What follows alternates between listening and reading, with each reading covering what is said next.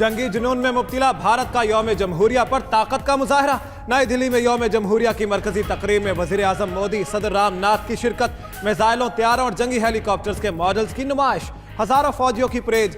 Rohingya मुसलमानों पर मुजालिम पर खामोश रहने वाली ऑंग सान सूची की भी शिरकत।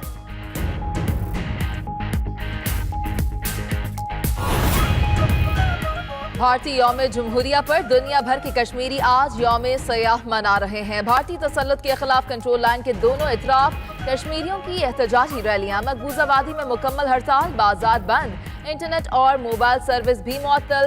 बेल्जियम के दारुल हुकूमत ब्रसल्स में भारतीय मजालिम के खिलाफ एहतजाजी car rally.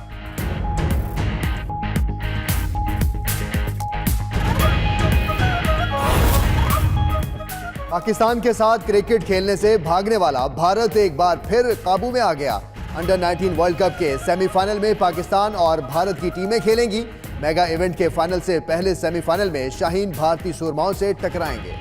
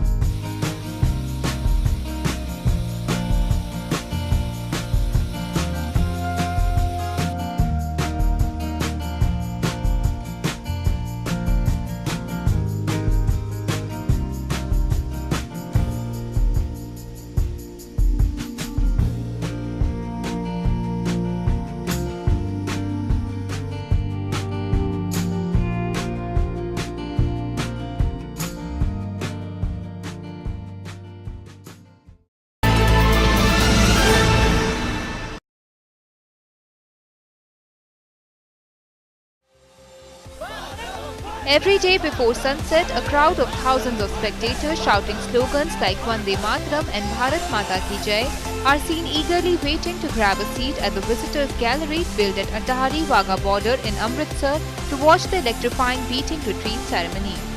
People have to go through a proper checking process for being a part of the event, which is a daily military practice and is being conducted by Pakistan Rangers and Indian Border Security Force since 1959.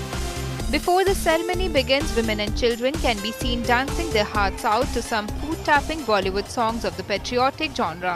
I think it's a wonderful experience, and living in the city, I don't think I would have ever had the chance to see something like this. So a very big thank you to the Border Security Force. It really made our day today.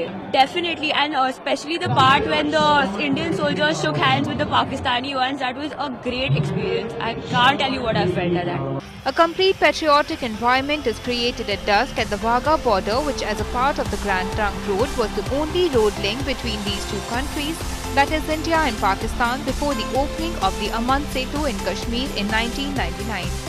Called as Beating Retreat Border Ceremony at international level, the event starts with a blustering parade by the soldiers from both sides. One infantryman stands at attention on each side of the gate. Patriotism runs high as border guards of the neighbouring countries take goose steps and tries to outdo the other side by marching and performing drill in an exaggerated fashion with impressively high leg kicks. It was truly a wonderful, wonderful experience. Once in a lifetime experience. मुझे नहीं लगता ऐसा कुछ वापस मुझे कभी देखने को मिलेगा, ऐसा मैंने पहले कभी देखा है. I've been all over the world, but this was something very, very different. As the sun sets, the iron gates at the border are opened. It is when the Indian and Pakistani border guards put on a show of one-upmanship crossing the road between Amritsar in India and Lahore in Pakistan. Thousands show up to watch from the stands and some are even seen capturing this memorable moment in their phones. This is followed by a flag lowering ceremony which is extremely popular on both sides. After this, the flags are folded and the ceremony ends with a retreat that involves a brusque handshake between soldiers from either side, followed by the closing of the gates. The whole event is completely electrifying, with thousands of people waving the tricolour and cheering the BSF guards at the top of their voice. In today's time, the retreat ceremony at Atari Wagah border, Hussainiwala on the Indian-Pakistan border has become a unique pledge being taken by thousands of visitors who flock to watch the high-voltage event.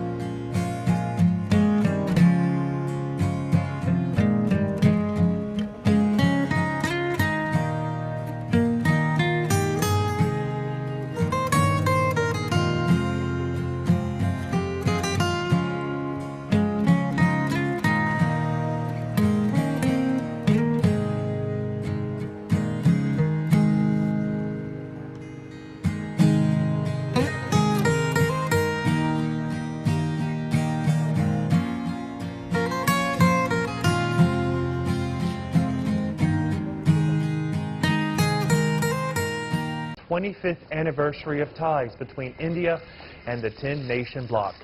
Myanmar's Aung San Suu Kyi, Indonesian President Joko Widodo, and Philippine President Rodrigo Duterte are among those who will discuss maritime cooperation and security.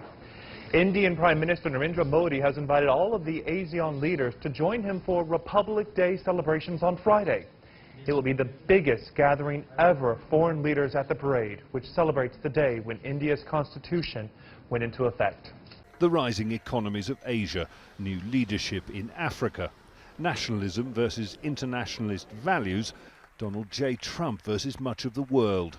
This year's World Economic Forum annual meeting in the Swiss ski resort of Davos offers as wide a perspective on the global economy as any in recent years. Instead of globalization, the power of protectionism is putting its head up. Their wish is not to save themselves from globalization, but to change the natural flow of globalization. Special attention this year is reserved for Donald Trump, whose closing address on Friday is the meeting's most anticipated moment. Protests have already taken place nearby. Trump is the first US president to visit Davos in 18 years, and one who stands apparently opposed to the Davos ethos of globalism with his America First policy of economic nationalism. I think we should be surprised, and Davos is always a place where we look for surprises, and I hope it will be a positive surprise. So you're expecting him to be rather more conciliatory rather than his feisty self? I think the fact that he is coming to Davos is already a message in itself. Trump's inauguration that took place amid such global uncertainty at the same time as the Davos meeting last year feels like a long time ago. Now, a general upswing in world economies has lifted the mood of many, but they'll be asking themselves here, is it sustainable? NGOs will again warn that global growth can only go up if inequality comes down. The world's 8 richest people, they say, hold the same amount of wealth as the poorest 4 billion. This year's meeting will urge CEOs to improve their company's contribution to society. That's the sort of focus Davos isn't best known for. Jonah Hull, Al Jazeera, Davos.